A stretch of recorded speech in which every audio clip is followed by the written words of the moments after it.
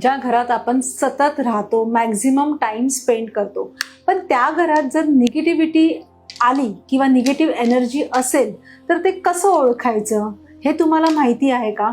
आज मी तुम्हाला घरामध्ये निगेटिव्ह एनर्जी आहे याची 5 लक्षणं सांगणार आहे. पहिलं म्हणजे घरामध्ये सतत भांडणं होतात, सतत वादविवाद होतात, अननेसेसरी छोट्या छोट्या कारणांवरून घरातली मेंबर्स आपापसात भांडत असतात. दुसरं रिझन, सगळे कमवतात, पैसा येतो पण टिकत नाही. अचानक मोठं काहीतरी खर्च येतो किंवा मोठं डेप्थ होतं किंवा पैशाचं नुकसान होतं. तिसरं म्हणजे अननेसेसरी मेडिकल एक्सपेन्सेस वाढतात, घरात आजारपण येतं. फोर्थ म्हणजे कामामध्ये अडथळे येतात. तुम्ही काहीतरी काम करायला जात आहात, छोट्यातल्या छोट्या कामालाही खूप वेळ लागतोय, हेही एक निगेटिव्ह एनर्जी वाढण्याचं कारण आहे.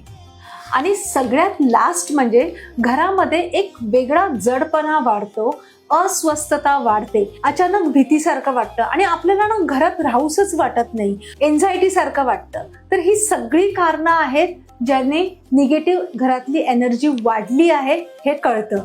जर तुमच्या बरोबर पण असं होत असेल, तुमच्या घरात असं होत असेल, तर तुम्ही नक्की मला संपर्क करा, सो दॅट मी तुम्हाला तुमच्या घराची निगेटिव्हिटी काढून आपण कसं पॉझिटिव्ह एन्व्हायरमेंट क्रिएट करू शकतो ह्याचं गायडन्स देईन.